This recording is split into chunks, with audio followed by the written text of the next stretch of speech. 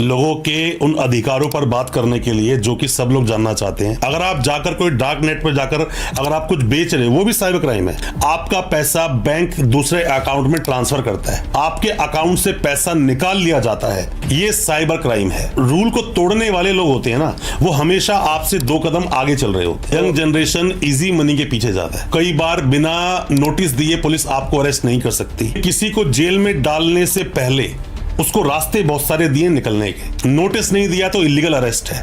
ये पुलिस के पास एक स्पेशल पावर है। सबूत नहीं है, एविडेंस नहीं है, फिर भी लोग जेल जाते हैं। असत्य से ज्यादा हानिकारक अर्धसत्य होता है। अपराध को होने के लिए 3 चीजों का होना बहुत जरूरी है: नॉलेज, इंटेंशन, प्रिपरेशन। ये जरूरी नहीं कि आप चीटिंग नहीं कर सकते। चीटिंग मतलब 420, सबको इतना ही पता है। एक कोई भी पावरफुल इंसान नीचे वाले की हैसियत को नापता है। देखो, पुलिस वाले किसी पर हाथ उठा सकते हैं, किसी पर नहीं, किसी पर भी नहीं। पुलिस वाले कोई आपके पर्सनल दुश्मन थोड़ी है। पुलिस वाले को जब कानून बताते हो ना, दर्द होता है उसे। पुलिस को फिर भी मारने का राइट नहीं है। पहली बात तो पुलिस को जेल में डालने की पावर थोड़ी है। पुलिस कौन है? जेल में डालने की पावर मजिस्ट्रेट साहब को है। अब जिस दिन मैं एफआईआर लॉन्च करवाऊंगा ना, सबके नाम कराऊंगा। सेक्स एजुकेशन की तरफ लोगों का ध्यान है। आप किसी की पर्सनैलिटी पर डेंट दे रहे हो और सोच रहे हो आप रोस्ट कर रहे हो उसे, सही आदमी होगा ना, जेल पहुंचा देगा आपको। और ये सजा उम्र कैद तक की जा सकती है। यहीं से वो इंसान अपनी कब्र में कील ठोकना शुरू कर देता है। अच्छा वकील होगा, नॉलेज के साथ आपको निकालना है। पुलिस घुमा घुमा के सवाल पूछती है, तो घुमा घुमा के सवाल पूछती है। मैं फिर बोल रहा हूँ, law is nothing but common sense. तो हम किसी को गलत बोल दें या सही बोल दें, ये शायद डेफिनेशन बुरी नहीं होगी। तो बरी होने के बाद में कहानी खत्म नहीं होती, अभी पिक्चर बाकी है मेरे दोस्त। नमस्कार दोस्तों, मैं आपका कृष्णा शाह। स्वागत है आप सभी का शाह पॉडकास्ट शो में। तो आज हमारे साथ जुड़े हैं वीरेंद्र वर्मा, एक क्रिमिनल लॉयर, जो आज आप सभी को उन सवालों के जवाब देने जा रहे हैं जिन सवालों का आप उत्तर जानना चाहते हैं। आइए मिलते हैं वीरेंद्र वर्मा जी से। नमस्ते जी। नमस्कार आप सभी का, जो आपने मुझे मौका दिया यहाँ पर लोगों के उन अधिकारों पर बात करने के लिए जो कि सब लोग जानना चाहते हैं। क्योंकि मैं सिर्फ क्रिमिनल मुद्दों पर ही बात करता हूं और मेरा यही टॉपिक है कि मैं आपको बता सकूं कि क्या आपके कानूनी अधिकार हैं, जिनको ना जानने की वजह से एक इंसान बड़ी आसानी से जेल पहुंच जाता है और निकलने में पूरे घर तक बिक जाता है उसका। अच्छा, तो अभी हम आपसे सिर्फ लोगों के अधिकार के बारे में बात करेंगे। जी बिल्कुल। तो सबसे पहले तो आता है साइबर क्राइम। ये साइबर क्राइम क्या होता है? देखिए, साइबर क्राइम को जानने से पहले आपको यह जानना पड़ेगा कि साइबर क्राइम तो साइबर है, जो भी ऑनलाइन ठगी आपके साथ हो गई। क्राइम वर्ड जो है ना, क्राइम एक अलग है। अगर आप जाकर कोई डार्क नेट पर जाकर अगर आप कुछ बेच रहे हो, वो भी साइबर क्राइम है। अच्छा। साइबर से ही कोई अपराध हो रहा है तो साइबर क्राइम है। आपका शायद सवाल पूछने का मुद्दा ये है कि लोगों के अकाउंट से जो पैसा उड़ जाता है, पैसा निकल जाता है, शायद आप उस मुद्दे पर बात करना चाहते हैं। बिल्कुल बिल्कुल। देखिए, होता क्या है कि आप जब भी किसी की बिना परमिशन के, या फिर आप कुछ ऐसा मान लीजिए डिसऑनेस्टली या फ्रॉडनेटली आपने फ्रॉड तरीके से किसी के अकाउंट से पैसा निकाल लिया बिना उसकी परमिशन से, आपका पैसा बैंक दूसरे अकाउंट में ट्रांसफर करता है। ये चीटिंग नहीं है, ये साइबर फ्रॉड नहीं है। उसको आपने परमिशन दी है, राइट दिए हैं कि मेरा पैसा किसी दूसरे अकाउंट में ट्रांसफर कर दिया जाए। पर जब आपकी बिना परमिशन लिए आपके अकाउंट से पैसा निकाल लिया जाता है और आपको उसकी नॉलेज तक नहीं, और सामने वाले की इंटेंशन क्लियर है कि आपसे पैसा निकालना है। मैं इंटेंशन वर्ड इसलिए बोल रहा हूं, मान लीजिए आपके अकाउंट में किसी के अकाउंट से 2 लाख रुपए आ गया। आपकी इंटेंशन नहीं थी कि उसके अकाउंट से पैसा आपके अकाउंट में आए, पर फिलहाल आ चुका है। तो ये आपने कोई साइबर क्राइम नहीं किया है, ये गलती से भी आ सकता है। पर इसी पैसे को पड़े रहने देना अकाउंट में महीना, 2 महीना, 3 महीना, बाद में उसको इस्तेमाल कर लेना और किसी को इंफॉर्मेशन भी ना देना, यह बताता है कि आपकी इंटेंशन थोड़ी सी इल हो चुकी है, गलत हो चुकी है। और जब आप किसी के अकाउंट से पैसा उड़ाते हो ओटीपी के माध्यम से, कोई भी जरिया हो सकता है, उसकी बिना परमिशन के, यह साइबर क्राइम है। और आजकल यह पीक पर है। रोजाना, मैं रोजाना बोलता हूं, देश में हजारों अरेस्टिंग होती हैं, एफआईआर भी होती है। तो इस साइबर क्राइम से बचने के लिए हमें करना क्या पड़ता है? कैसे हम इससे बच सकते हैं? देखो, जैसे जैसे टेक्नोलॉजी आगे बढ़ेगी ना, जैसे जैसे देश आगे बढ़ेगा, टेक्नोलॉजी बहुत एक बड़ा टूल होता है देश की इकोनॉमी को बढ़ाने का। जब ये चीजें आगे बढ़ेंगी, लोगों का दिमाग और ज्यादा ब्रॉड होता चला जाएगा। बचने के तरीके, कितनी सिक्योरिटीज आप लोगे, वो सिक्योरिटीज भी इनफ नहीं है। क्योंकि जो रूल को तोड़ने वाले लोग होते हैं ना, वो हमेशा आपसे 2 कदम आगे चल रहे होते हैं। जैसे कि सिक्योरिटी आती है, उसका लूप पॉइंट पहले निकल जाता है। तो ये कोई जरूरी नहीं कैसे आप बचोगे। ये बचाने के लिए अपने देश का कानून बहुत हद तक काम कर रहा है, लोग भी अवेयर हो रहे हैं, बट उसके बावजूद कम नहीं हो रहा, बढ़ता जा रहा है। क्योंकि आजकल की यंग जनरेशन जो है वो देखती नहीं है ये सब चीज़ों को। यंग जनरेशन इजी मनी के पीछे जाता है। जो इजी मनी का ये जो कंसेप्ट है ना, या इजी मनी जो चाहती है, इसकी वजह से लोग और ज्यादा इस तरह के फ्रॉड में घुस जाते हैं। इजी तरीके से मनी, इजी तरीके पैसा कमाना चाहते हैं और ये भूल जाते हैं अरेस्ट हो गए तो कई साल तक जेल में कट सकते हैं। अच्छा जी, ऐसा भी होता है? डायरेक्ट अरेस्ट भी हो सकता है। कई बार बिना नोटिस दिए पुलिस आपको अरेस्ट नहीं कर सकती। ये दोनों अलग अलग कंसेप्ट हैं, पर दोनों ही साइबर फ्रॉड में समझने वाली चीजें हैं। अगर हमें जैसे पता ही नहीं कि हमारे बैंक अकाउंट में आ गए, बाई चांस हमें नहीं पता और हमने गलती से स्पेंड कर दिया उसको कहीं, तो क्या हम उससे किसी तरह बच भी सकते हैं कि हम अपना कोई वो सबूत रख दें कि हमने ऐसा नहीं करा, हमारे से गलती आपके पास कोई पैसा अकाउंट में आया और आपने जाकर पुलिस को इन्फॉर्म नहीं किया या आपने बैंक को इन्फॉर्म नहीं किया, क्लियर मतलब है कि आपकी इंटेंशन है उस पैसे को यूज करने की। अच्छा। आप उस पैसे को यूज कर रहे हैं जो कि चीज आपकी है ही नहीं, तो आपको पहले जाके बैंक को इन्फॉर्म करना चाहिए। हो सकता है पैसा किसी तरह से गलत तरीके से पैसा आपके अकाउंट में आ गया और ये मुकदमा आपको भी उसी 120B एक सेक्शन है, या 61(2) बोल सकते हो, नया सेक्शन BNSS का, उसमें आपको लेकर आ जाएगा। कॉमन इंटेंशन भी बोलते हो या फिर प्लानिंग बोल सकते हो आप इसको, उसमें लेकर आ जाएगा। तो आपने जो सेक्शन बताया क्या होता है सेक्शन, ये वाला? देखिए, सेक्शन को जानने के लिए ना पहला पूरे चीटिंग को समझिए, क्योंकि आज की डेट में जो जनता है ना वो बहुत कुछ जानना चाहते हैं। चीटिंग भी एक तरह की नहीं है। चीटिंग पे अगर बोलना शुरू करूं मैं तो लगभग 2-3 घंटे का पॉडकास्ट ये बनेगा। चीटिंग बहुत एक वास्ट सब्जेक्ट है, पर छोटे में आप समझिए, जो हम ऑनलाइन फ्रॉड की बात कर रहे हैं उसको समझिए। जामताड़ा आपने सीरीज देखी होगी ना, वो पैसा अकाउंट से निकालते हैं। हाँ। अगर मान लीजिए कि कोई भी एक इंसान, एक्स नाम का इंसान है, कहीं बैठकर कॉल कर रहा है और पैसे की ठगी कर रहा है, तो उस पर सेक्शन क्या लगेगा पहले आप ये समझिए। सेक्शन नॉर्मल लगेगा 420 IPC। अगर हम नए कानून की बात करें, BNS का सेक्शन 318 का सब सेक्शन 4, ये नया सेक्शन है क्योंकि उसने सिर्फ चीटिंग की है। चीटिंग के साथ साथ यहीं पर एक आता है IT एक्ट, जिसका सेक्शन 66D लग जाता है। तो ये दोनों ही सेक्शन एक ऐसे सेक्शन है जिसकी पनिशमेंट अप टू 7 ईयर्स है। अच्छा जी।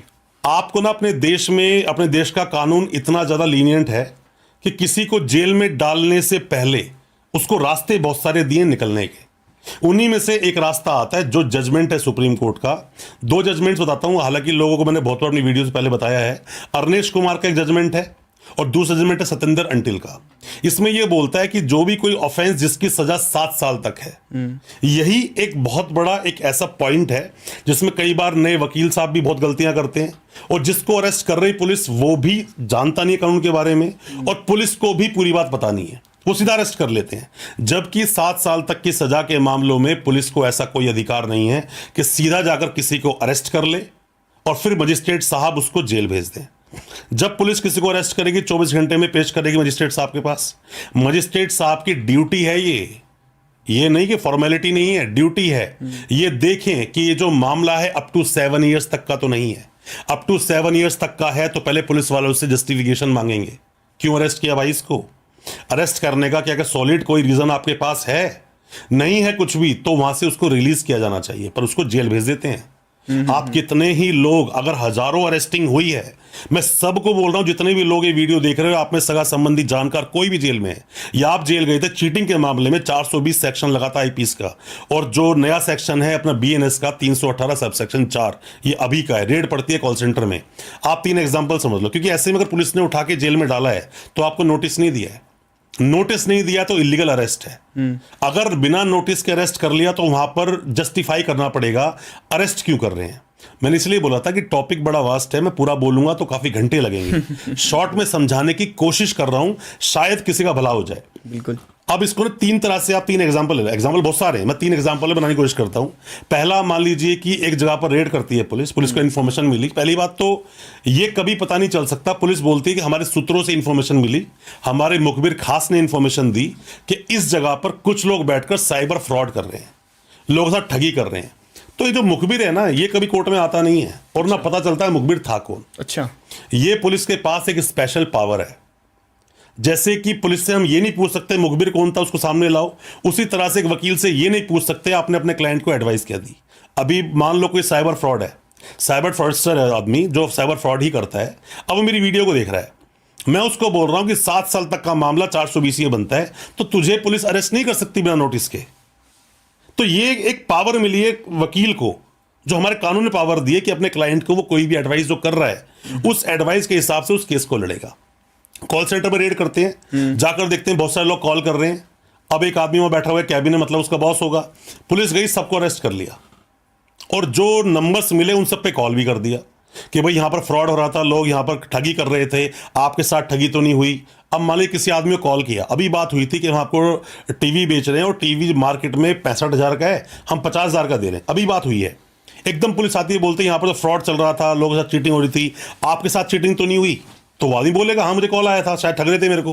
तो ऐसे में वो उनके गवाह बन जाते हैं। हाँ।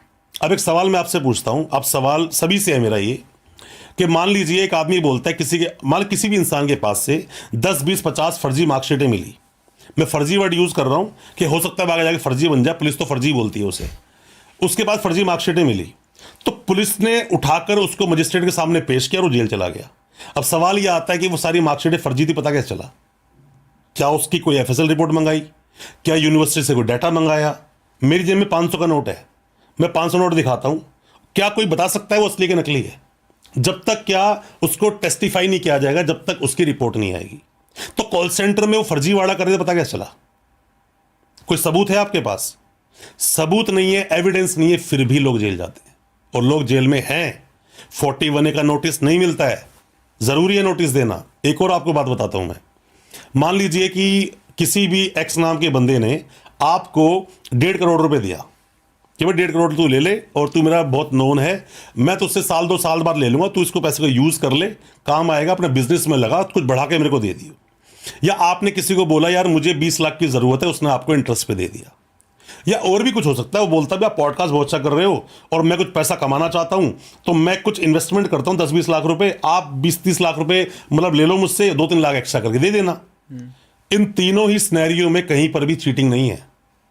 अगर आपने पैसा वापस नहीं दिया तो इसको ब्रीच ऑफ ट्रस्ट तो बोल सकते हो आप, पर आप इसको चीटिंग नहीं बोल सकते। पर अपने देश में बहुत सारी एफआईआर चीटिंग में होती हैं और वहां पर जब चीटिंग होती है तो वकील साहब भी जस्टिफाई नहीं कर पाते। वो आदमी जाता है, जेल जाता है, सजा काटता है, 2-3-4 महीने बाद हाई कोर्ट जाता है, हाई कोर्ट क्लियर समझ आता है कि हाई कोर्ट देखते ही कि मामला ब्रीच ऑफ ट्रस्ट का है। देखो एक केस की ना मतलब एक कोर्ट में बहुत सारी फाइलें होती हैं, हर केस को डीपली नहीं देखा जाता। ज्यादातर मैं अभी थोड़ी पहले आपको बोल रहा था कि असत्य से ज्यादा हानिकारक अर्धसत्य होता है, आधी नॉलेज का होना। पुलिस जहां अरेस्ट नहीं कर सकती, पुलिस अरेस्ट कर रही है, जहां पुलिस को अरेस्ट करना चाहिए वहां पर छोड़ देते हैं।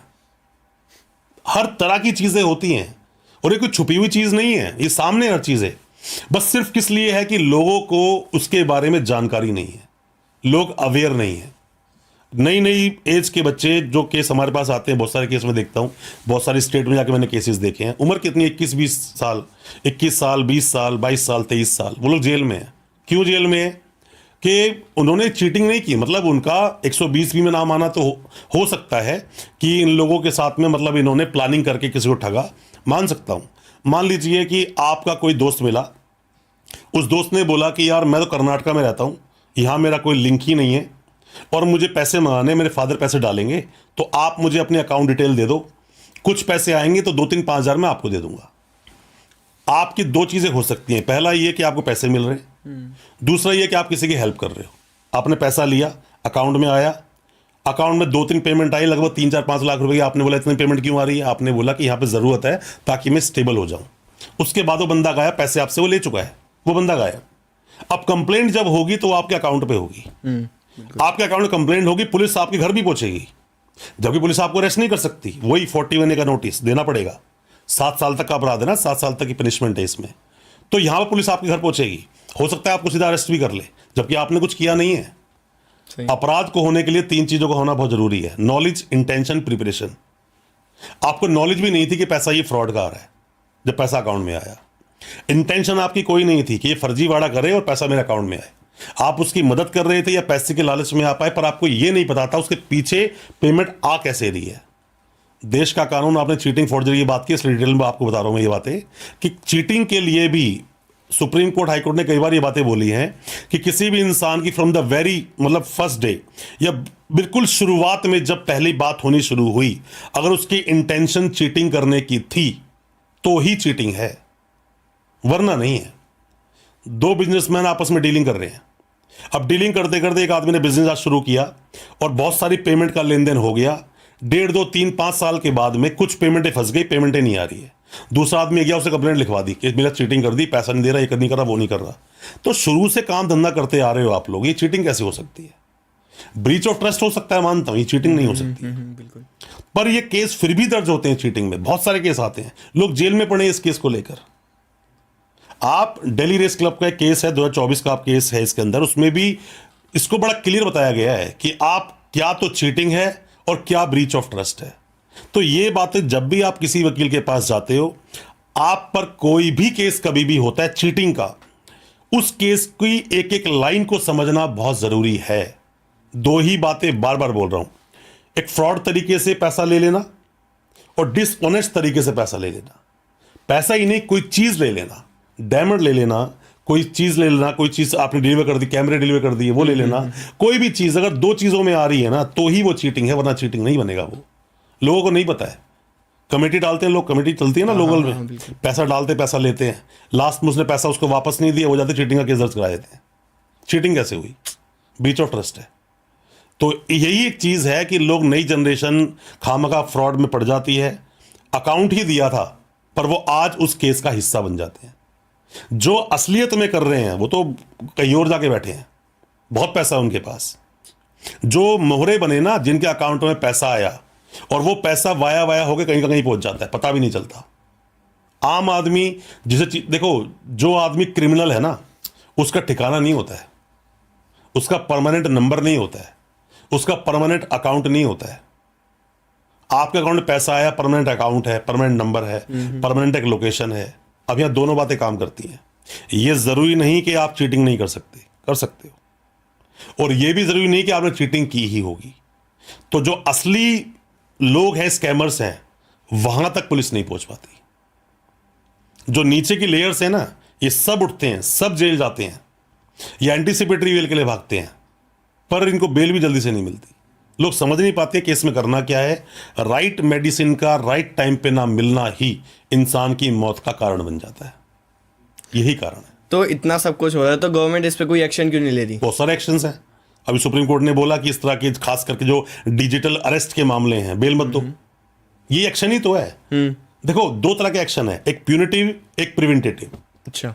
अब बंदा, मतलब प्यूनिटिव क्या है? किसी इंसान को उठाना, जेल में डालना, बंदी बना लेना, प्यूनिटिव है। पुलिस कर तो रही है काम, उठा के लोगों को जेल डाल तो रही है। अब प्रिवेंटेटिव क्या है? किसी इंसान को बोलना, रुक जा भाई, तो अभी ये काम नहीं कर रहा है, कुछ टाइम के लिए, उसको प्रिवेंट कर देना। अब आप किसी इंसान के दिमाग में, ऐसी कोई मशीन थोड़ी बनी है आज तक जो दिमाग को स्कैन करे तो सोच क्या रहा है। कोई ऐसी मशीन तो बनी नहीं है अभी तक नहीं। और बन भी जाएगी तो इसको अप्लाई करने में सालों साल बीत जाएंगे, दशक बीत जाएंगे। तो ऐसा कुछ नहीं है, ये तो होता रहेगा। मतलब कुछ इस तरह से है कि जीभ को दांतों के बीच में ही रहना है, वो कैसे बचेगी उस पर डिपेंड करता है। तो बात सिंपल सी है कि आप अपने आप को पहले जितना ज्यादा हो सके प्रोटेक्ट करो, गलत चीजों में मत पड़ो, किसी को अकाउंट शेयर मत करो। अगर आपको थोड़ी सी, देखो, बिना बात के कोई किसी को पैसा देता नहीं है। सही बात है। मैं तो कोई देखा नहीं आज तक। अगर आपको बिना बात में कोई इंसान पैसा दे रहा है, अकाउंट नंबर ले रहा है, आपका फोन ले रहा है, सिम के मामले बहुत आते हैं कि सिम बेच दी अपनी। ये करते क्या है? इसके कुछ मोडस ऑपरेंडी है इनके। वो आपसे मिलेंगे, आपके अकाउंट डिटेल्स ले लेंगे, जो सिम थी वो ले लेंगे, ओटीपी तो उस पर आएगा ना, वो ले लेंगे, अकाउंट का एक्सेस ले लेंगे, आपके एटीएम कार्ड ले लेंगे, कुछ पैसा आपको दे देंगे। लोग सिम बेचते हैं कि भाई सिम मैं आपको प्रोवाइड करा दूंगा। कुछ भी करो, वो सिम कहां से कहां पहुंचेगी, किसको कॉल होगा, आपको क्या पता? अकाउंट कहां से कहां पहुंचेगा, किसने पैसा डाला, वो क्या पता? तो ये सब चीजें आपको प्रिकॉशंस लेने होंगे अगर साइबर फ्रॉड से बचना चाहते हो, वरना जेल के दरवाजे खुले हैं, लोग जा रहे हैं बिना बात। मैं तो उनको देख के ज़्यादा अचंभित होता हूं कि जिन लोगों को पता ही नहीं था, अकाउंट दिया किसी की दोस्ती में। ये यारी दोस्ती बड़ी हानिकारक चीज़ है। ये दोस्ती बना लेना, बचपन से जानते नहीं हो, अनजान आदमी मिल गया, अकाउंट डिटेल दे दी, पैसा अकाउंट में आया, सीधा नोटिस आपके पास पहुंचा। यहाँ से परेशानियाँ शुरू होती हैं, एंड नहीं होती। नोटिस आपके पास आया तो मेरा मानना है फटाफट पुलिस स्टेशन पहुंचो, जाकर इन्वेस्टिगेशन ज्वाइन करो, भागो मत। हर चीज की, जैसे बोलते ना, हर एक मर्ज की दवा पैरासीटामोल, ये नहीं होता। हर केस में बाहर से बाहर बेल लेने के दवा एंटीसिपेटरी बेल, ये भी नहीं होता। बहुत से रेमेडीज हैं। आपको पुलिस ने बुलाया और आपका कोई रोल नहीं है, बेधड़क पुलिस स्टेशन जाओ। पुलिस वाले कोई आपके पर्सनल दुश्मन थोड़ी हैं। आपने कुछ किया नहीं, जाके बोलो ना। अगर एविडेंस सारे आपके अगेंस्ट हैं, कई बार होता है ऐसा कि एविडेंस सारे आपके अगेंस्ट होते हैं, बट पुलिस को पता होता है आपने कुछ नहीं किया। तो इन सब बातों को सुन के हमें लग रहा है, तो ये एक होता है पॉस्को सेक्शन 6 का, ये क्या होता है? पोस्को नहीं है, वो पॉक्सो है। अच्छा, पॉक्सो होता है। Protection of children from sexual offences, 2012 का एक्ट है, 2019 में अमेंडमेंट आया। देखो पॉक्सो, अभी अगर हम अपने इस आज के पॉडकास्ट को अगर हम इसको नियंत्रित रखें ना, खास करके चीटिंग फॉर्जरी पर, मैंने बोला कि बहुत बड़ा है। बेशक हम पॉडकास्ट के लिए दोबारा से पॉक्सो पर बैठ जाएं, एनडीपीएस पर बैठ जाएं, बहुत सारे टॉपिक्स हैं आपके ऊपर, रेप के मुद्दे छेड़ दें, मर्डर को, जिसको आप हाफ मर्डर भी लोग बोलते हैं, अटेम्प्ट टू मर्डर बोलते हैं उसे, हाफ मर्डर को लेके जा सकते हैं। तो उसके लिए अलग अलग पॉडकास्ट में एक कंसेप्ट को लेके समझाएं लोगों को, उन तक पूरी बात पहुंचेगी। अधूरा ज्ञान थोड़ा हानिकारक है, तो बेटर है आप जितने भी सवाल आपके दिल में आते हैं ना, चीटिंग फॉर्जरी बहुत बड़ा है दोस्त, मैं बता रहा हूं आपको। अभी तो नॉर्मल चीटिंग फॉर्जरी की बात कर रहे हो, यही चीटिंग अगर किसी इंप्लॉय ने किसी साथ कर दी, मान लो कंपनी है, एक कंपनी बहुत बड़ा ज्वेलर्स का एक शोरूम है, वहां पर एक लड़का काम करता है, मतलब कुछ लड़के काम करते हैं, अब उनको पैसे की जरूरत है, उन्होंने वहीं पर कुछ बिल विल तो कटे बट गोल्ड वहां से गायब कर दिया, तो क्या उसके ऊपर वो 420 सेक्शन लगेगा? हमने तो फिल्मों में देखा है 420, चीटिंग मतलब 420, सबको इतना ही पता है। तो क्या उस पर ये सेक्शन लगेगा? नहीं, उसका सेक्शन अलग है। अब बात करते हैं, एक बैंकर है, बैंकर ने गलती कर दी, बैंकर ने बहुत लोगों को ठग लिया, या मान लीजिए कंपनी बनी जो पिरामिड स्कीम चलाती है, उसने बहुत सारे लोगों से ठगी कर दी, बहुत पैसा अकाउंट में ले लिया, ये सेक्शन अलग है। अब होता क्या है, इसी को थोड़ा आगे बढ़ाओ, ईओडब्ल्यू केस चला गया, इकोनॉमिक ऑफेंसिव विंग, वहां के गए सेक्शन अलग है, 409 बड़ा कॉमन सेक्शन है जो लगाते हैं उसके अंदर, तो वो सेक्शन अलग है, वो अलग तरीके से काम करता है। अब मान लीजिए और ऊपर जाओ, आपने ईडी का नाम सुना होगा, एनफोर्समेंट डायरेक्टरेट जो सुना होगा। अच्छा। तो ये ईडी कैसे काम करती है? पीएमएलए, पीएमएलए जो है ना, जो एक्ट है ये, इस साथ में ईडी चलता है। ईडी काम कब करता है? जब एक रिपोर्ट बनी, मान लीजिए बहुत बड़ा स्कैम हुआ, 250, 300, 500 करोड़ का स्कैम हुआ और पैसे की लॉन्ड्रिंग हो रही है, मनी लॉन्ड्रिंग हो रही है, तो वो केस ईडी पहुंच जाते हैं। तो चीटिंग का इतना बड़ा स्कोप है, इवन मैं बोलता हूं एनडीपीएस, आप एनडीपीएस समझो, मैं पॉक्सो पे आता हूं। चलो पहले आपने पॉक्सो का सवाल पूछा था मुझसे। पॉक्सो एक तरह से हम ये मानते हैं कि छोटे बच्चों के साथ कोई भी गलत हरकत की किसी ने, पॉक्सो है। पॉक्सो की सजा क्या है? सजा बोलते हैं 4, 6, 8, 10, 12 ये सेक्शंस हैं। अच्छा, इनमें सजा के प्रावधान है। अभी मैंने बहुत बड़ी बातें बोली कि बिना नोटिस दिए पुलिस आपको अरेस्ट कर लेती है, जो गलत है। पॉक्सो में भी है, पॉक्सो में 8, 10, 12 जो सेक्शन है ना, इनकी मैक्सिमम पनिशमेंट 7 ईयर से नीचे नीचे ही है। तो ऐसे में भी पुलिस आपको नोटिस देगी। पर पॉक्सो सुनते ही, जैसे आपके लिए पॉक्सो बहुत बड़ी चीज, आप जानते हैं ज्यादा कुछ उसके बारे में, तो इंसान पॉक्सो जैसे में भी क्या पुलिस छोड़ सकती है? छोड़ेगी भाई, कानून तो यही बोलता है। जब केस लड़ता है ना कोई वकील, तो मेजरली 2 चीजें होती हैं, एक क्वेश्चन ऑफ लॉ और एक होता है मेरिट्स। सच क्या क्या हुआ, फैक्ट को बताना, ये मेरिट्स है सारे। एक क्वेश्चन ऑफ लॉ, कानून क्या बोलता है? हम बोलते हैं कि भाई इसके अंदर तो मैक्सिमम पनिशमेंट ही 3 ईयर है, और आप मुझे नोटिस भी नहीं दे रहे हो, पूछताछ भी नहीं कर रहे हो, सीधा मुझे अरेस्ट कर लिया। अगर अरेस्ट कर लिया तो अरनेश कुमार के जजमेंट का क्या हुआ, जो बोलता है कि 7 साल तक के मामलों में, सजा के मामलों में नोटिस देना मैंडेटरी है। तो सतेंद्र कुमार अंटिल के जजमेंट का क्या हुआ, जो बोलता है कि 7 साल तक के मामलों में नोटिस देना मैंडेटरी है, आप अरेस्ट नहीं करोगे। तो या तो आप सुप्रीम कोर्ट के जो जजमेंट्स हैं उनको मानना नहीं चाहते हो, और या तो फिर आपको उनके बारे में पता नहीं है। मैं आप दोस्त आपको एक बात बताता हूं, जितने एक अच्छा वकील डेली केस कर रहा होता है ना, उतने एक पुलिस वाला जो आईओ बनता है उसके पास महीने में वो केस आते हैं, और उसके पास भी लिमिट होती है कि किस तरह के केस आएंगे। वकील हर तरह केस लड़ रहा होता है, पॉक्सो, एनडीपीएस, ईडी, ये चीटिंग फॉर्जरी जो आप अभी आपने बोला, चीटिंग फॉर्जरी एक 7 वर्ड आता है। अब आपको सेक्शन में थोड़ा समझाता हूं, शायद आप समझ पाओ। सेक्शन समझना, 420 7 साल की पनिशमेंट। अच्छा, अब ये चीटिंग के साथ एक वर्ड आया फॉर्जरी। अगर आपने किसी को फॉर्ज डॉक्यूमेंट दिए, मान लीजिए आप मेरे पास आए कि वीरेंद्र जी आपकी प्रॉपर्टी है, वो प्रॉपर्टी मुझे खरीदनी है, और आपने सिर्फ सुना, जबकि प्रॉपर्टी मेरी है नहीं, और आप कह रहे हो कि आपके 5, 7, 10 करोड़ पैसा आपके पास है और प्रॉपर्टी बेचने के लिए। मैं कहा ठीक है, आप कल आना, मैं पेपर पर लेके आऊँगा। मैंने पेपर फर्जी बना दिए, अब आपको दिखाया और आपने पेपर बिलीव कर लिया, फोटोकॉपी आपने ली चाहे नहीं ली, मैंने आपको दिखाया था, उसका कोई भी एविडेंस आपके पास है। अब ये फॉर्जरी में आ गया। फॉर्जरी में सेक्शन है 467, 467, जिसकी सजा अप टू उम्र कैद, मतलब लाइफ इंप्रिजनमेंट है उसकी। तो उम्र कैद का प्रोविजन आते ही नोटिस का प्रोविजन खत्म हो जाएगा। अच्छा। अब पुलिस आपको नोटिस नहीं देगी, सीधा अरेस्ट करेगी। अब सवाल इसमें भी बात वही है कि चीजें बड़ी लेंथी होती हैं, शॉर्ट में समझाना बड़ा मुश्किल है। आपने सुना होगा कि मर्डर जैसे केस के अंदर भी पुलिस कई बार एक्यूज को नोटिस दे देती है। जो 41 जो सीआरपीसी है और 35 जो बीएनएसएस है, मैं यहाँ पे स्पेसिफिक सेक्शन की बात नहीं कर रहा हूं। तो यहां पर जो है ना, जैसे कि आप 35 में 1 2 3 पढ़ते हो, 41 सीआरपीसी में ABCD सब पढ़ते हो, तो ये जो सेक्शन है ना, यहां पर पुलिस की पावर के बारे में बात किया गया है। पुलिस की क्या क्या पावर्स हैं, कहां वो रुकेगी, कहां नोटिस देगी। तो इसमें यह बोला गया है कि पुलिस को लगता है कि इस केस में नोटिस देना चाहिए, पूछताछ करनी चाहिए, तो पुलिस डायरेक्ट अरेस्ट नहीं करेगी, नोटिस दे देगी। तो मर्डर केस में भी नोटिस दिए जाते हैं, तो फॉर्जरी केस में भी नोटिस दिया जा सकता है। 420, 467, 468, 471, 120B, ये पूरे सेक्शन एक साथ लगाए जाते हैं जब चीटिंग और फॉर्जरी केस होता है। जब सिर्फ चीटिंग का केस बनता है 420, 66D सेक्शन लगाया जाता है, कई बार 120B लगा हुआ होता है। ये वो सेक्शंस हैं जो पुराने सेक्शंस हैं। अब बात करते हैं नए सेक्शंस की। नई FIR अगर किसी पर लॉन्च हुई है, उसमें 318 का सब सेक्शन 4, 61 का 2 सेक्शन होगा, 66D IT एक्ट बदला नहीं है तो उसके सेक्शन वही होंगे। अब कोई चीटिंग फॉर्जरी दोनों है तो उसमें 318, इसके ना एक्चुअली 1 2 3 4 पार्ट लिखे हुए सारे। अच्छा। तो 318, 336, 338, 61, तो ये सब सेक्शंस लगाए जाते हैं। ये कॉम्बो वही बन गया चीटिंग फॉर्जरी का। नए और पुराने सेक्शंस में सेक्शन में बात इसलिए नहीं करता कि आम जनता है, उसको बस ये चाहिए कि हमें पुलिस कब अरेस्ट कर सकती है, कब नहीं कर सकती। हाँ। उन्हें सेक्शन समझ नहीं आते हैं।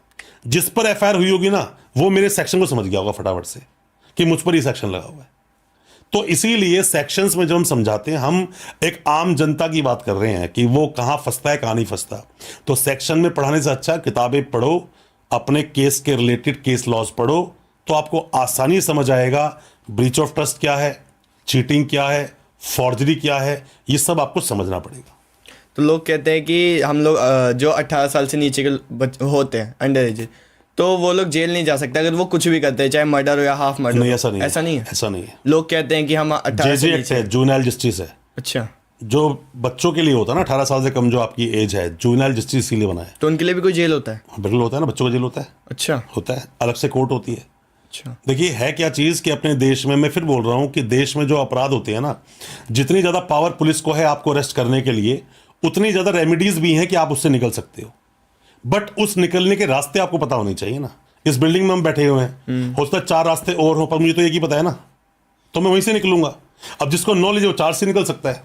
यही सब कुछ है क्वेश्चन, मतलब कानून क्या बोलता है।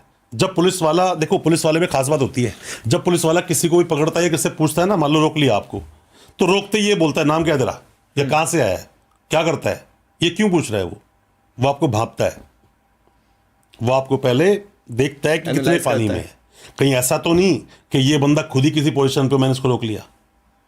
आप उसको बोलते हो कि उसने आपको रोक लिया कहीं रास्ते में, कहता यहां से कहां से आ रहा है, क्या करता है, आपने बोला मैं एडवोकेट हूं, कहाँ, उसने बोला इस कोर्ट में प्रैक्टिस करता हूं, तो वो आप करके बात करेगा। यहीं पे एक आदमी बोलता क्या करते हो, मैं पूरी फैक्ट्री में काम करता हूं, आप टोन देखना उसका। दोस्त होता क्या है ना, जब एक, मैं सबको एक बात एग्जाम्पल समझाता हूं। अजगर जब किसी को खाने के लिए जब सोचता है ना, तो पहले जब चारों तरफ उसके घूमता है ना, तो उसको जो जानवर होता है उसको बड़ा अच्छा लग रहा होता है कि ये कुछ नहीं करेगा, जबकि उसका वो साइज नाप रहा होता है कि क्या मैं इसको निकल सकता हूं। हकीकत है ये। अच्छा। पहले साइज नापता है, क्या मैं उसको निकल सकता हूं, और जब वो पूरा उसको शिकंजे में ले लेता है तो उसको निकल जाता है। उसी तरह से एक कोई भी पावरफुल इंसान नीचे वाले की हैसियत को नापता है कि मैं इससे किस तरह से बात कर सकता हूं। पुलिस वाले थाने में अक्सर इस हैसियत को नाप लेते हैं, और इस हैसियत को नापने के बाद आपसे बात की जाती है कैसे बात करनी है। तो आपको नॉलेज होना बहुत जरूरी है। आपको नॉलेज नहीं है, आप ठीकरा किसी और पर फोड़ो, इसका कोई जस्टिफिकेशन नहीं है। आपको अपने देश के कानून के बारे में पता होना चाहिए। आप नहीं जानते हो, गलती आपकी है। अच्छा, तो क्या जो पुलिस वाले होते हैं वो क्या किसी पे भी हाथ उठा सकते हैं, या किसी समय भी किसी भी आम जनता को मार सकती है? देखो पुलिस वाले किसी पर हाथ उठा सकते हैं, किसी पर नहीं, किसी पर भी नहीं। अच्छा जी। पुलिस को ऐसे कोई पावर नहीं दी गई कि पुलिस किसी को पकड़ो, मारना पीटना शुरू कर दे। तो पुलिस तो उठा के ले जाती है जेल में कि भाई छोटे मोटे केस में भी उठा के ले अभी जाती जब है। से फिर सोशल मीडिया बड़ा एक्टिव हुआ है ना, तब से हाँ। लोगों को अपना अधिकार पता चल गया है। देखो मैं आपको एक बात बताता हूँ, होता क्या है कि कोई भी इंसान जिसके पास पावर है ना, वो उस पावर का यूज करता है, पावर को एक्सरसाइज कर रहा है बहुत सालों से। अपने देश में ना जमींदारी सिस्टम खत्म हुआ था, राजा वाला सिस्टम खत्म हुआ ना। तो जब ये खत्म हुआ सिस्टम, तो वो जमींदारी सिस्टम जो था, राजा सिस्टम जो था, उन्हें बड़ी दिक्कत हुई, तकलीफ हुई कि हमारे हाथ से तो ये चीज छूट जाएंगी। कानून वही था पहले, कानून चीजें बदल गई। जब एक इंसान से उसकी पावर को आप छीनते हो ना, उसको दर्द होता है। पुलिस वाले को जब कानून बताते हो ना, दर्द होता है उसे। वो कहता तो अच्छा मुझे बताएगा, वो डायलॉग मैं भूल गया फिल्म का, बोलता है अच्छा हमको सिखा रिया है, वो बोलता है ना। तो उसी की तरह से कुछ है। आप जब पुलिस को कानून समझाते हो तो उसको दुख होता है, दर्द होता है, उसकी ईगो हर्ट हो जाती है। समझदार इंसान, अब यही पुलिस में आप ऊंचे दर्जे पे जाओ, मतलब अच्छी पोजीशन जो पुलिस वाला बैठा है, जो अपर रैंक का एक अधिकारी है, उसको बताओ, वो सुनेगा आपकी बात को। क्यों? पढ़ा लिखा समझदार है, उनको ट्रेनिंग इस बात की दी गई है। एक आदमी को ट्रेनिंग दी गई है लोगों को पकड़ना कैसे, जेल कैसे भेजना है, मारना पीटना कैसे है। एक को ट्रेनिंग दी गई है कि आप लोगों से तहजीब से बात करोगे, आपको पूरा वो एरिया चलाना है। तो ट्रेनिंग कैसी दी जा रही है, ये बहुत मैटर करती है दोस्त। अच्छा, तो मतलब ऐसा कोई वो नहीं है, कोई लॉ नहीं कानून है में कहीं भी नहीं लिखा कि पुलिस हाथ उठा सकती है किसी पे, किसी को नहीं मार सकती। तो हम उन पे केस भी तो कर सकते हैं अगर वो हम पे। कर सकते हो, करते हैं लोग, कर सकते हैं लोग, करते हैं। अब मान लो पुलिस ने आपको पकड़ा, आपने कोई बड़ा अपराध कर दिया, पुलिस ने आपको रोका, भाई रुक रुक रुक, और आप सूरज छोड़ा जाते हो, क्यों रुको भाई, तू क्या कर लेगा, ये और वो है। तब भी पुलिस से आपको नहीं मारेगी, पुलिस आपको हाथ पकड़ती है, उल्टा आप हाथ झटकते हो, पुलिस वालों को मार देते हो, तो पुलिस आपको मारेगी, छोड़ेगी थोड़ी। यहां पर क्या होता है, एक्शन का रिएक्शन होता है। पुलिस को फिर भी मारने का राइट नहीं है। आप सुनते हो 3rd डिग्री दी, मैं तो आज भी देखता हूं, देख के हैरान हूं कि कई सारी रील्स देखता हूं, कई सारी वीडियोस में आता है कि एक बंदा कोई पुलिस स्टेशन, पुलिस उसको लेके आ रही है और लंगड़ाता हुआ बंदा बाहर निकल रहा है। अपने देश के कानून में क्लियर है, जैसी पुलिस किसी को अरेस्ट करेगी तो मेडिकल कराएगी उसका। मेडिकल बोलता है कहीं चोट नहीं लगी उसको, कुछ नहीं है उसके साथ में, पर जब वो निकला पुलिस चौकी से, लंगड़ा के क्यों निकल रहा है वो? कुछ तो हुआ है, हो सकता है कोई चूहा काट गया उसको, ऐसा तो नहीं होता ना, वो कुछ और ही होता है साथ में उसके। पर वहां पर भी वकील साहब की गलती है, उनको देखना चाहिए कि पहले मेडिकल हुआ था, अगर नहीं हुआ था तो गलती आपकी है, आप कानून को नहीं जानते। देखो ऐसा होता है कि जब कभी आपके साथ कोई अपराध हो जाए ना, आपके साथ कोई अपराध हो जाए, जितना जल्दी हो सके पुलिस स्टेशन पहुंच जाओ।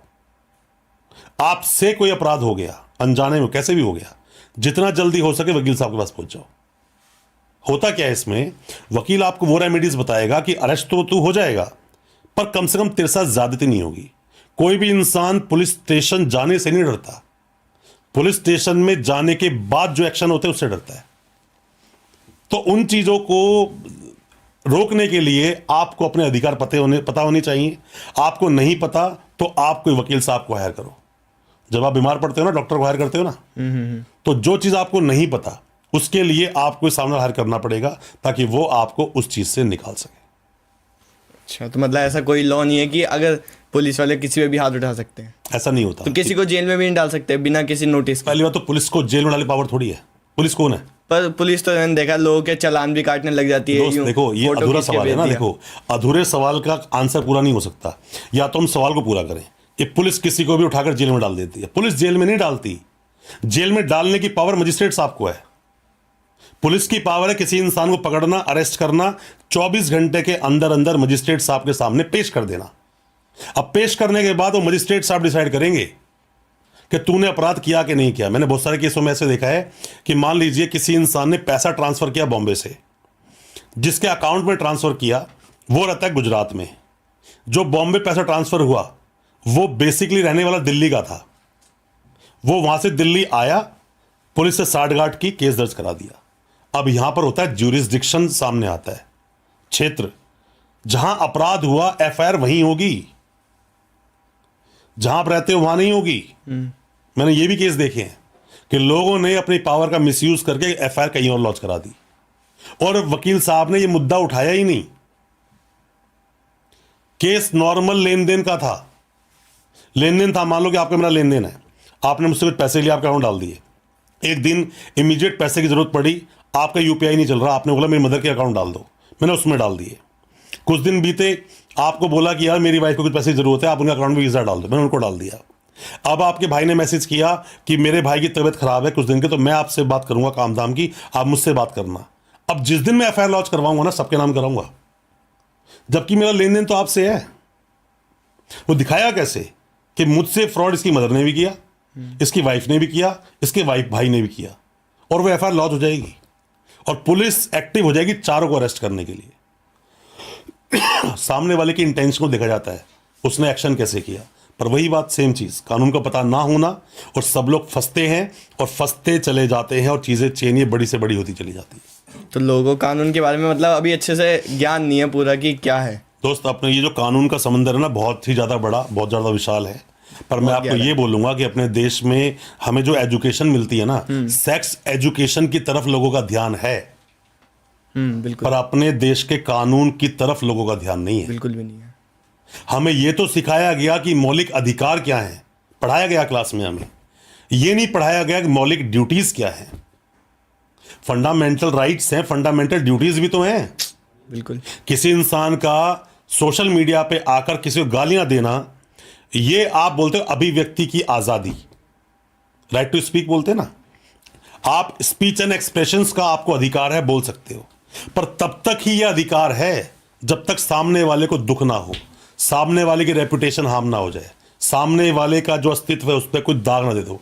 आप किसी की पर्सनैलिटी पर डेंट दे रहे हो और सोच रहे हो आप रोस्ट कर रहे हो उसे, सही आदमी होगा ना जेल पहुंचा देगा आपको। डिफेमेशन दो होती है, सिविल और क्रिमिनल। सामने वाला इतना बड़ा क्लेम ठोक देगा कि सब बिकवा देगा उसका। तो ऐसे ही किसी को हम ना गाली दे सकते हैं। अब एक आदमी मान लीजिए सजा काट के कोई जेल से आया, मैं आपको एग्जांपल समझाता हूं। एक आदमी चीटिंग में गया, वो गया 4.5 महीने बाद वापस आ गया। अब जब मिलता है उसे आदमी, दूसरा आदमी उसको बोलता है हाँ भाई चीटर, हाँ भाई फ्रॉडस्टर, हाँ भाई स्कैमर, इन नामों से उसको बुला रहा है। अपने देश का कानून बोलता है an accused is innocent until proven guilty. जब तक मेरा दोष सिद्ध नहीं हुआ, तूने मुझे चीटर कैसे बोल दिया? सही बात है। अभी तो इन्वेस्टिगेशन थी। बहुत बड़ा दबाव कहां लगता है। एक लड़का लड़की रिलेशन में है, लड़की के साथ में लड़का रिलेशन में है, बीच में फिजिकल दोनों का हुआ, एक वक्त के बाद ब्रेकअप हुआ, लड़की ने जाके एफआईआर लिखवा दी कि मेरा रेप किया। उस बेचारे को उठा के जेल में डाल दिया। 3, 4, 5, 6 महीने बाद उसकी बेल हुई। बेल लेकर आया, लोगों ने उसको रेपिस्ट बोलना शुरू कर दिया। वो समाज में किसी से आंख नहीं मिला पाता, परिवार बात नहीं कर पाता, घर में बहनें हों या कोई भी लेडीज हों तो वो किससे बात नहीं कर पाती, लोगों को जवाब देना पड़ता है। आप रेपिस्ट उसे तब तक रेपिस्ट नहीं बोल सकते जब तक वो केस डिसाइड ना हो जाए। या एक्यूटल होगा या कन्विक्शन होगा, ये आपके मेरे हाथ में तो है नहीं, जज साहब डिसाइड करेंगे। पर पहले ऐसे किसी को वर्ड बोल देना, उसको डिफेम कर रहे हो आप। तो ऐसे नहीं होता। आप सोशल मीडिया पे भी लोगों को सोच समझ के बोलना चाहिए। वो तो लोगों को अपने अधिकार नहीं पता, वरना तो बहुत कुछ हो सकता है। लोग फिर भी अगर कोई लोग जेल चले भी जाते हैं पर वो कुछ टाइम बाद ना निकल जाते हैं, पर उनके पास उनको लंबा समय तो दिया होता है कि ये जेल में रहेंगे, पर वो फिर भी नहीं। निकल देखो, जाते। प्रोसीजर ऐसा है। प्रोसीजर क्या है अपने देश का कि किसी इंसान को जब किसी को उठाते हैं ना, जेल भेजते हैं, तो जेल भेजने से लेकर इन्वेस्टिगेशन पूरा होने तक का एक प्रोविजन है। 60 दिन या 90 दिन, ये भी अधूरी बात है। 60 दिन या 90 दिन, इसी को एनडीपीएस में अगर मैं लेके चला जाता हूं तो वहां पर 6 महीने से 1 साल तक का प्रोविजन है। जब तक इन्वेस्टिगेशन चल रही है तब तक किसी इंसान को जेल में रखा जा सकता है। इन्वेस्टिगेशन पूरी करनी है। ऐसा ना हो, मान लीजिए कि पॉक्सो एक केस है, पॉक्सो जो आपने पूछा था, फिर बता, पॉक्सो भी टोटल 46 सेक्शन है पूरे पॉक्सो एक्ट में। अच्छा, सब पे बात करेंगे, घंटों लगेंगे बताने के लिए उसमें। पर कुछ आप इस तरह समझिए, सेक्शन 29 बोलता है किसी भी इंसान को जब लाया गया कोर्ट में, उसमें भी ना सेक्शंस लिखे हुए हैं। अपराध क्या है, 3, 5, 7, 9 ऐसे कुछ सेक्शन लिखे हुए हैं। तो जब भी कभी, अब मैंने बोला, पहले बोलता मैं 4, 6, 8, 10, 12, अब मैं बोल रहा हूँ 3, 5, 7, 9, 11 ऐसे बोल रहा हूँ। नहीं, जो 3, 5, 7, 9, 11 ये जो है ना, इसमें डेफिनेशन लिखी है कब कौन सा अपराध होगा। और जो 4 है, जैसे 3 है, 3 मतलब कुछ अगर बोल्ड अगर मैं बोलना चाहूँ इसके अंदर, एक लड़के लड़के रिलेशन बना, लड़की ने बोला इसने मेरे साथ में सेक्सुअल इंटरकोर्स किया, इसने फिजिकल लड़का मेरे साथ में हुआ, तो ऐसे में 3 में तो डेफिनेशन लिखी है कि कब सेक्शन 4 के तहत उसको सजा दी जाएगी, और 4 में लिखा है सजा कितनी दी जाएगी। 4 ये बोलता है कि ऐसे ऑफेंस में इस इंसान को 10 साल कम से कम सजा दी जाएगी। पर अगर लड़की की उम्र 16 साल से कम है तो वही सजा कम से कम 20 साल हो जाएगी, और यह सजा उम्र कैद तक की जा सकती है। अब बात क्या होती है, जो सजा का प्रोविजन है ना, जब तक इन्वेस्टिगेशन चल रही है, एक लड़की है, पॉक्सो में 2 महीने में उस लड़के के खिलाफ कोर्ट में चार्जशीट फाइल हो गई, इन्वेस्टिगेशन कंप्लीट हो गई। अब हर बंदा ये बोलेगा अब तो बेल मिलेगी भाई, इन्वेस्टिगेशन कंप्लीट हो गई। पॉक्सो में ऐसा नहीं है। इसीलिए बोल रहा हूं कि हर कानून जो बना है उसके हमें फैक्ट्स को समझना होगा। चीटिंग है, बेल हो जाएगी। नॉर्मल मारपीट है, बेल हो जाएगी। सीरियस ऑफेंस में देखना पड़ता है कि मेन गवाह कौन है। अब जब तक उस बच्चे की गवाही कोर्ट में बुलाकर नहीं कराई जाएगी तब तक बेल नहीं होगी। मैं ये वर्ड नहीं बोल रहा हूं, और बेल हो जाएगी ये भी नहीं बोल रहा हूं। ये डिपेंड करता है केस टू केस। लड़की ने जब बयान दिए, पहले एफआईआर कटी, कंप्लेंट दी होगी, फिर 164 के बयान हुए जो मजिस्ट्रेट साहब के सामने हुए, और तीसरे बयान होते हैं कोर्ट में जब सवाल जवाब करते हैं वकील साहब। ये 3 गवाहियां होती हैं। तो ये पूरा एक प्रोसीजर है। इस प्रोसीजर को समझने के लिए वक्त चाहिए, पर ऐसे में चार्जशीट लगते ही बेल होगी, ये अधूरा सत्य है। कई बार अब आप बोलते हो कि सर चार्जशीट का वेट करें, नहीं, आज अरेस्ट किया कल बेल लगाओ ना। मना किसने किया है भाई? एक इंसान बोलता है कि इस इंसान ने आके मुझे गोली मारी, आपने मुझे गोली मारी। मैं बोलता हूं एक डेट कोई भी आप मान लो कि भाई 1 जनवरी 2026 में दोपहर लगभग 2 बजे 2:10 पे इस आदमी ने मुझे गोली मारी जो कि छूते हुए निकल गई। लगेगी तो ही 307 बनेगा, जरूरी नहीं। 109 बोलते हैं नया कानून बीएनएस को। लगेगी तो ही लगेगा 109, ये जरूरी नहीं है। मारने की इंटेंशन, अटेम्प्ट टू मर्डर बोलते हैं इसको, जो आप हाफ मर्डर बोलते हो। कई जगह आप यूपी में, बिहार में हाफ मर्डर बोल देते हैं, अटेम्प्ट टू मर्डर बोलते हैं इसे। अब आप बोलते हो, आप आगे दिखाते हो, सर मैं तो पार्टी करने गोवा गया हुआ था, 31 को 1 को 2 में था ही नहीं दिल्ली में, तुम्हें गोली कैसे मारी? तो ये जो प्ली ऑफ एलिबाई है ना, मतलब मैं था ही नहीं। अब लोग बोलते हैं इन्वेस्टिगेशन होगी तो बेल होगी। अरे इन्वेस्टिगेशन क्यों करवानी जब मैं था ही नहीं वहां पर? तो डिफेंस लो और बेल लो। तो ये सब चीजें अधूरी चीजें हैं कि पहले चार्जशीट लगने दो, चालान आने दो। देखो, जिस इंसान ने उन चीजों को बार बार नहीं किया वो तो ये बातें बोल सकता है कि चार्जशीट आने दो। जिसने बार बार उस पर काम किया है ना, वो नहीं बोलेगा ये बात। हम जैसा वकील कभी नहीं बोलेगा। हम जैसा वकील पहले केस को पढ़ेगा, केस को देखेगा, समझेगा। अब मर्डर जैसे केस में लोगों को बेल लेने के लिए या सजा ना हो, कन्विक्शन ना हो, इससे बचने के लिए हम क्या बोलते हैं, कई बार आपके सर्कमस्टेंसेस ऐसे बनते हैं कि दिख रहा होता है कि आपने ही मर्डर किया है, पर सबूत कोई नहीं होता। बर्डन ऑफ प्रूफ किसके ऊपर है? स्टेट पर। वो प्रूव करेगा मैंने मर्डर किया है, ये मेरा काम नहीं है, मैंने मर्डर नहीं किया। तो सर्कमस्टेंशियल एविडेंसेस जो होते हैं, इसकी भी पूरी एक सीरीज होती है, पूरी चेन होती है। ऐसे किसी को अरेस्ट नहीं कर सकते, सजा नहीं सुना सकते। तो बहुत एक बड़ा एक पूरा सब्जेक्ट है ये।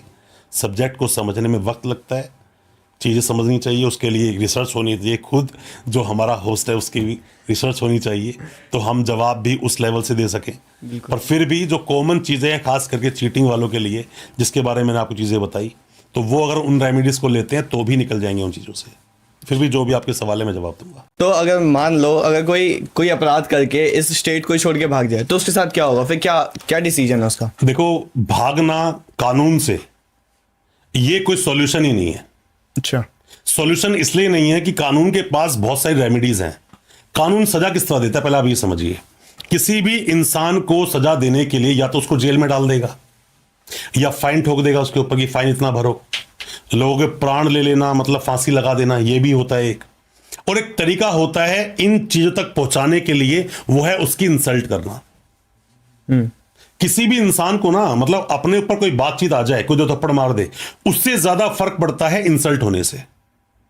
तो अगर कोई इंसान भाग रहा है, मान लीजिए किसी इंसान ने चीटिंग कर ली, उसका नाम आ गया, अकाउंट मान लीजिए आपका अकाउंट है, मैं आपको एक एग्जांपल दिया, एक्स को मान लीजिए। एक्स एक इंसान है जिसके अकाउंट में लगभग 17 लाख रुपए आए। वही फर्जी अकाउंट ले लिया, किसी ने किराए पे ले लिया और वो पैसा आ गया, पैसा निकल गया, उसको बेचारे को पता भी नहीं, गलती उसकी है भी नहीं, हम उसको लेके चलते, उसने अपराध नहीं किया। अब उसने कुछ नहीं किया, उस इंसान ने, पुलिस का नोटिस आया, देखते ही डर गया, किससे पूछा उसने, किसी नौसिखिए से। क्योंकि आजकल तो क्या है कि लोग सलाह देने वाले बहुत सारे आते हैं ना, कि ऐसा कर ले वैसा, पता उन्हें कुछ होता नहीं। वो कहता है फोन वोन बंद कर, घर छोड़ के भाग जा, कुछ दिन गायब रहे, केस ठंडा हो जाएगा। यहीं से वो इंसान अपनी कब्र में कील ठोकना शुरू कर देता है। वो जैसी फरार होगा, पुलिस कंफर्म हो जाएगी कि भाई इस बंदे ने अपराध किया है, इसकी सिर्फ इन्वॉल्वमेंट नहीं है, इसी ने अपराध किया है। अब आपने भागना शुरू किया, भागोगे या तो आप एंटीसिपेटरी बेल लगाओगे, जबकि वो सही रास्ता नहीं है। पुलिस ने बुलाया, जाकर इन्वेस्टिगेशन ज्वाइन करो। आप भाग रहे हैं, एंटीसिपेटरी बेल भी नहीं लगा रहे हो, फरार हो गए हो। अब यहां से शुरुआत होती है आपके फंसने की। पुलिस वाला जाएगा सीधा वहां पर, देखो एक प्रोसीडिंग है, 82 प्रोसीडिंग बोलते हैं इसको, एब्सकॉन्डर घोषित करना, जिसको पीओ बोलते हैं, प्रोक्लेम्ड ऑफेंडर। अच्छा। तो प्रोक्लेम्ड ऑफेंडर जब किसी का इशू होता है, 82 की जो घोषणा बोलते हैं वो शुरू होती है, उसका एक प्रोसेस है। इसीलिए जब किसी इंसान पे ऐसी कोई कार्रवाई हो जाए, ये बहुत ही ज्यादा इंपॉर्टेंट टॉपिक है, डिटेल में समझना बहुत जरूरी है हर उस इंसान के लिए जो पुलिस से डरकर गायब हो गया था, पुलिस से डरकर दाएं बाएं हो गया था, पुलिस डर के भाग गया था जबकि उसने अपराध नहीं किया था। उसके लिए बहुत जरूरी है, क्योंकि वो अब अपनी पूरी प्रॉपर्टी भी बेच दे तो बिल नहीं ले पाएगा, पर अगर वो सही डायरेक्शन में जाए तो बिल ले सकता है। आपको ऐसे में अगर सब कुछ हो गया, प्रोक्लेमेशन हो गया, 83 की कार्रवाई होती है, कुड़की इशू हो जाना, सुना होगा बचपन से आपने, बोलते कुड़की हो गई घर की, हाँ। है ना, घर को जब्त कर लेती है सरकार। तो इसकी जो प्रोसेस होती है तो उसमें 82 कैंसिलेशन में जाते हैं। फिर हम चैलेंज करते हैं जो प्रोसेस हुआ वो सही से फॉलो ही नहीं हुआ। जैसे पुलिस ने अगर आपके ऊपर 82 कराया तो पहले आपके लिए एक NBW लिया होगा, नॉन बेलेबल वारंट, साथ में ही अरेस्ट वारंट लिया होगा। अरेस्ट वारंट जब तक पुलिस के पास नहीं है तब तक 82 नहीं हो सकता, भगोड़ा करार नहीं हो सकता। अच्छा। तो उसने 82 लिया होगा, कोई एप्लीकेशन दी होगी, कोर्ट में बात रखी होगी। जब 82 ले रहे हैं तो आपको वहां पर एक 30 डेज का टाइम दिया गया होगा कि 30 डेज के अंदर अंदर आ जाओ। पुलिस ने उसी नोटिस को चस्पा करना बोलते हैं, घर के बाहर जाके पोस्टर चिपकाए देते हैं कि आदमी फरार है, कोर्ट के बाहर चिपकाया जाता है, न्यूज़पेपर में इत्यादि दिया जाता है। अगर ये सब कुछ चीजें नहीं हुई है तो 82 चैलेंज ऐसे ही होता है। आप 82 को चैलेंज करोगे तो निकल सकते हो, बट फिर भी चांसेस ज्यादा नहीं है। अच्छा। जिंदगी में ऐसा कभी मुकाम, अगर पड़ाव कोई जिंदगी में आ जाए ना, तो एक छोटा सा मैं आपको ना उसमें एक स्टोरी बताता हूं। कहीं पर किसी मतलब रेगिस्तान में, राजस्थान में कहीं पर भी होता क्या है कि कुछ गाय और बैल को बांधा जाता है। तो जब तूफान तेज आता है ना, आंधी भरा तूफान जब आता है, मिट्टी विट्टी होती है, तो गाय भागना शुरू करती है और भागती रहती हैं, तूफान भी चलता रहता है। और जो बैल होता है ना वो तूफान के अंदर भागता है, वो कहता है जो होगा देखा जाएगा। वो भागता है ना, कुछ ही देर के बाद वो तूफान उसको छोड़कर कहीं और पहुंच जाता है। तो इसी तरह से जब किसी पर कोई केस दर्ज हो जाए ना, तो ऐसे में उसको भागना नहीं चाहिए, उसे इस चीज को फेस करना चाहिए, जल्दी निकल जाओगे। वरना पूरी जिंदगी भागने से अच्छा, मान लीजिए आज आप फरार हो गए और उस मामले की मैक्सिमम पनिशमेंट 10 साल थी। 10 साल तो मैक्सिमम है, कम मिलेगी सजा आपको 7 साल, 6 साल, 5 साल मिल सकती है। और आप भाग गए, परमानेंट जिंदगी भर के लिए भागना शुरू कर दिया। पूरी जिंदगी दुख में काटने से अच्छा है वो 10 साल को पकड़ लो, वो भी ढंग का वकील होगा, 2-4 साल में आपको बाहर ले आएगा। तो पूरी जिंदगी बर्बाद नहीं करनी चाहिए। मैं सभी को बोलता हूं, एक छोटे से केस के लिए पूरी जिंदगी के लिए फरार हो जाओ, ये गलत है। फेस करना चाहिए अच्छे वकील के साथ, अच्छा वकील होगा, नॉलेज के साथ आपको निकाल लाएगा। अच्छा, तो हमने बहुत जगह एक वर्ड सुना है, रिमांड। रिमांड क्या है, क्या होता है रिमांड? देखो, रिमांड ना वैसे बहुत तरह का होता है। अच्छा। कि रिमांड अब यहाँ पे डिपेंड करता है कि आपको पीसी रिमांड दिया या जुडिशियल रिमांड दिया, या फिर आप ऐसा मान लीजिए कि ऐसा मैंने सुना है दूसरे स्टेट्स में जाकर वो बोलते रिमांड पे भेजा। रिमांड कौन सा रिमांड? अब हम क्या बोलते हैं दिल्ली में, जो कॉमन लैंग्वेज बोली जाती है कि judicial custody, police custody. Remand का मतलब पूछताछ है, रिमांड का मतलब मारपीट नहीं है। बचपन से फिल्मों में देखा हमने, जहां भी कुछ सुना यही सुना कि मैं मारना पीटना मतलब रिमांड है, पुलिस रिमांड पे लेगी आपको। ये तो मतलब होता है। पुलिस आपको कस्टडी में लेकर भी, जब मजिस्ट्रेट साहब ने बोला कि 7 दिन की पुलिस कस्टडी दे रहे हैं, इसको पुलिस हिरासत बोलते हैं। इसको रिमांड पे लेकर मारना पीटना, बर्फ पे लिटाना, सिल्ले लिटाना, है ना, उल्टा लटका देना, मारना पीटना, ये सब किसी भी कानून किताब में परमिसेबल नहीं है। ये सिर्फ दिखाया जाता सोशल मीडिया पे। दिखाया नहीं जाता, होता भी था। अच्छा, ये होता भी था पहले। उसी के ऊपर सुप्रीम कोर्ट ने बार बार जजमेंट्स दिए कि ये नहीं हो सकता। फंडामेंटल राइट क्या है? Article 21, life and liberty. इंसान को जिंदगी जीने का अधिकार है, जिंदगी जीने का नहीं, भरपूर जिंदगी जीने का अधिकार है। कोई इंसान आपको थप्पड़ मारता है अगर, तो थप्पड़ मारने का मतलब इंसल्ट कर देना। तुझे किसने पावर दी मुझे मारने की भाई? सही बात है। तो यही जो है ना, रिमांड में भी पावर नहीं मिलती किसी पुलिस वाले को। पुलिस वाले की इंटेलिजेंसी काउंट होती है। वो बिठाते हैं और बोलते हैं, मान लो 2 लोग हैं, 2 लोगों ने फ्रॉड किया, तो एक को कहीं उठाएंगे, एक को यहां बिठाएंगे। बोलेंगे भाई वो वाई बंदा तो बोल रहा है कि भाई टोटल पेमेंट जितनी है तेरे अकाउंट में आई। कहते नहीं सर, मेरे तो कोई अकाउंट ही नहीं था। पर वो तो बोल रहा है, नहीं सर मेरे अकाउंट में उसके अकाउंट पेमेंट आई है पूरी। तो यहां से खुलना शुरू होता है। पर जब तुमने कॉल किया तो धमकी तूने दी थी। कह सर मैंने बात की थी, धमकी उसने दी थी। तो यहां से ना दूसरा आदमी टूटना शुरू होता है। इसको बोलते हैं पुलिस की इंटेलिजेंसी। पुलिस घुमा घुमा के सवाल पूछती है, तो घुमा घुमा के सवाल पूछती है, एक नहीं बार बार सवाल पूछती है। अभी अब सवाल आता है, एक आपने मूवी देखी, सलमान खान की मूवी थी एक, तो उसमें बोलता है कि सोना नहीं, सोना नहीं मार देंगे ये लोग, बोलता है ना कि रात को सोने नहीं देते उसको। हाँ। तो रात को सोने ना देना ये भी फंडामेंटल राइट का वायलेशन है। आपको प्रॉपर नींद मिलनी चाहिए। इंसान पुलिस की कस्टडी में होगा, पर इसका मतलब ये नहीं उसके जानवरों की तरह ट्रीट किया जाए, ये मतलब नहीं है किसी चीज का। देखो ऐसा होता है, जब कोई हमारे बहुत सारे मामले ऐसे बड़े बड़े आते हैं, एनआईए के मामले आते हैं, तो उन मामलों में देखा जाता है कि लोग, वो टेररिस्ट हैं, वो लोग वो टूटेंगे ही नहीं ऐसे, उनसे उगलवा नहीं सकते आप। तो वहां पर जो पुलिस एक्शन कर रही है ना, वो भी लीगल नहीं है, पर पुलिस अगर वो ना करे तो पुलवा नहीं पाएगी। तो हर जगह पुलिस ही गलत है, यह बोलना पूरी तरह से कथन गलत है।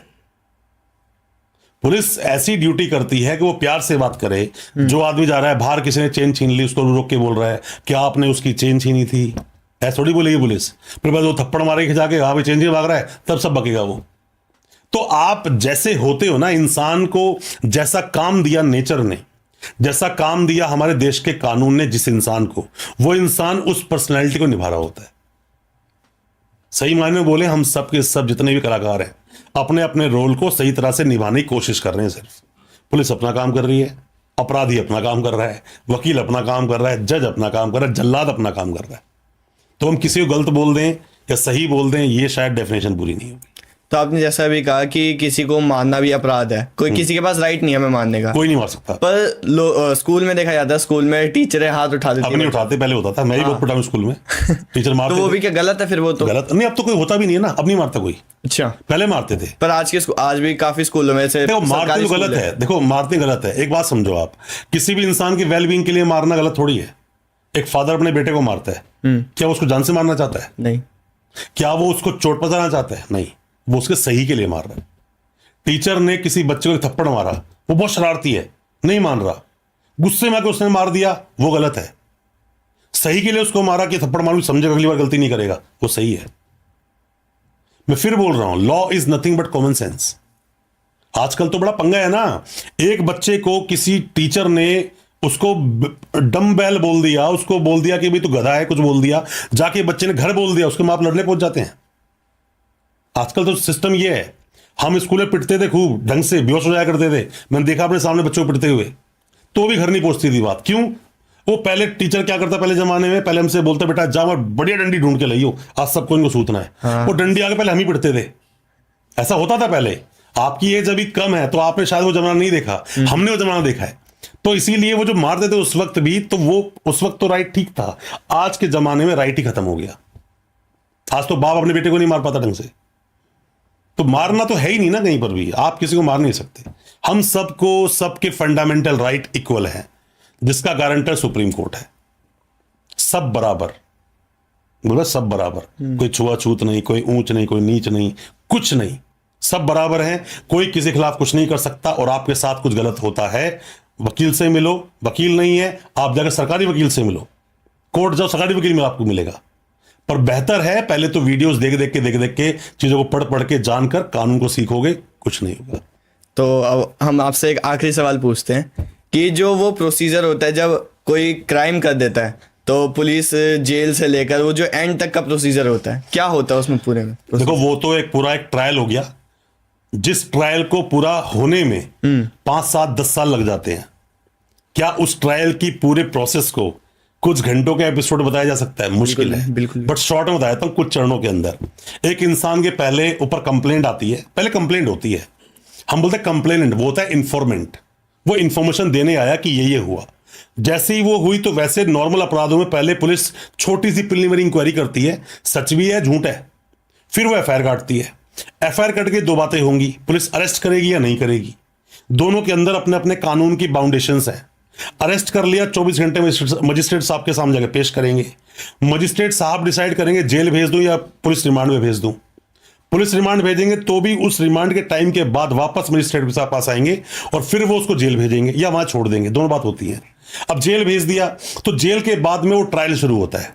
अच्छा, पहले वो चार्जशीट बनेगी, जज के पास जाएगी, पहले स्क्रूटनी होती है, पीपी के पास जाती है, वो स्क्रूटनी होगी, वो जज साहब डिसाइड करेंगे केस चलेगा भी कि नहीं, केस में दम है भी कि नहीं, संज्ञान लेंगे, फिर चार्ज फ्रेम होंगे कि भाई आप उसको बोलते हैं, मान लीजिए एक बंदे को बुलाया, चीटिंग फोर्जरी का मामला है, चीटिंग फोर्जरी पूरा हो गया, अब उसके अंदर एक सेक्शन लिखा हुआ है 323 आईपीसी सेक्शन था कि थप्पड़ मारने वाला, और थप्पड़ मारने की बात पूरी चार्जशीट, पूरी कंप्लेंट, पूरी स्टेटमेंट में है ही नहीं कहीं। तो चार्जेस की स्टेज पर ऐसे सेक्शंस को हटा दिया जाता है, अच्छा, या कुछ सेक्शन को लगा दिया जाता है। जैसे फॉर्ज डॉक्यूमेंट की बात तो हो रही है हर जगह, बट फॉर्ज डॉक्यूमेंट है ही नहीं रिकॉर्ड पर, या फिर हैं पर वो सेक्शन नहीं है, तो लगाना या हटाना ये चार्ज पर डिसाइड होता है। एक बार चार्ज लग गया, अब ट्रायल शुरू हो जाए, गवाह आएंगे, पहले सारे पुलिस के गवाह आएंगे, फिर सारे उस एक्यूज के गवाह भी बुला सकता है कोर्ट में, एक फाइनल आर्गुमेंट एंड में जाके होती है, आपके बीच में एक स्टेटमेंट ऑफ एक्यूज होती है। किसी भी एक्यूज को पूरे ट्रायल में एक ही बार मौका मिलता है अपनी बातें कोर्ट में रखने का, वो होता है स्टेटमेंट, उसको ऐसे बोलते हो आप लोग, स्टेटमेंट ऑफ एक्यूज। एक ही मौका मिलता है, अपनी बातें बोलता है कि ऐसा ऐसा हुआ, ऐसा नहीं हुआ, अपनी बातें बोलने के बाद में फिर फाइनल आर्गुमेंट होता है, आर्गुमेंट जो जजमेंट होता है। अब यहां जो जजमेंट होता है ना, जजमेंट पे जो फाइनल आर्गुमेंट होता है, तो काफी बार पता होता है वकील साहब को कि सजा होगी कि नहीं होगी, मैक्सिमम वकील को पता होता है कि ट्रायल उन्होंने लड़ा है। पर हर बंदा जिसने अपराध किया या अपराध हुआ, हर आदमी चाहता है उन्हें सजा ना हो, हर आदमी चाहता है, वो कौन चाहेगा जेल जाए। सही बात है। पर वकील को पता होता है, जैसे हर बाप को या हर माँ को पता होता है ना मेरे बेटा कितना लायक है कितना नालायक है, इसलिए पता होता है वकील को भी। तो अपने क्लाइंट को बात ये ना बताए कि दिल ना टूट जाए, बात एक अलग है, पर उसको इनडायरेक्ट वे में बोल रहा होता है। वकील डायरेक्ट नहीं बोलता, इनडायरेक्ट बोल रहा होता है कि हो सकता है तेरे को इतनी सजा होगी, तो तेरे पास ये रेमेडीज हैं। हर वकील, अच्छे वकील के पास या अच्छे डॉक्टर के पास हर बीमारी का और हर एक एक्शन का एक होता है, एक रेमेडी होती है, मैं तो निकाल सकता हूं। बस ये है कि जब एंड में जाते हैं ना, तो कई बार जैसे सजा बोलती है वहीं से उसको जेल भेज देते हैं। जैसी जजमेंट हुआ, देखो एक होता है जब बोलते कि सजा हुई कि नहीं हुई, कन्विक्शन हुआ या क्यूटल हुआ, एक ये स्टेज है। फिर इससे जाती है आर्ग्यूमेंट ऑन सेंटेंस कि अब सजा कितनी बुलेगी, ये तो हो गया सजा बुल गई कि मतलब बंदा अपराधी है, पर सजा कितनी बुलेगी, ये एक अलग स्टेज है। तो मान लो किसी को बेल पर छोड़ा हुआ है, पॉक्सो केस है, किसी को जेल में 6 महीने रख के बेल पे छोड़ दिया, अब 4 साल केस चला, बंदा बाहर है। अब जैसे ही वो पहुंचा जजमेंट वाले दिन, अगर उसको सजा सुना रहा है जज, उसी वक्त उसे हिरासत में ले लेंगे और जेल भेज देंगे, और बरी कर रहे हैं तो वहां छोड़ देंगे, बोलेंगे बॉन्ड फर्निश कर दो अपना, आप जा सकते हो। अब बॉन्ड की फर्निश कराया जाता, सवाल यहां आता है, अरे बेल दे तो दी, जब बेल दे तो बॉन्ड फर्निश कराते ना एक, कि बस सिक्योरिटी दो कि आप आओगे, काउंट मतलब ट्रायल को अटेंड करोगे, सब कुछ। जब सजा किसी इंसान को बरी कर दिया तो बॉन्ड की जरूरत क्या है? सही बात है। बॉन्ड की जरूरत यह है कि अब जिसने केस किया था वो आपकी अपील जाके हाईकोर्ट कर सकता है और आपको दोबारा अरेस्ट किया जा सकता है। तो बरी होने के बाद में कहानी खत्म नहीं होती, अभी पिक्चर बाकी है मेरे दोस्त। ये बाकी अगले पॉडकास्ट में जब होगा तो बात करेंगे। चलिए, बहुत बहुत धन्यवाद, आप आज बहुत बहुत हमारे यहाँ शुक्रिया, अच्छा podcast में लगा आए। आपसे बात कर। तो इस पॉडकास्ट के माध्यम से सब लोग जागरूक हो जाओ कि हमें कैसे स्कैमों से बचना चाहिए, आज हमें बताया है।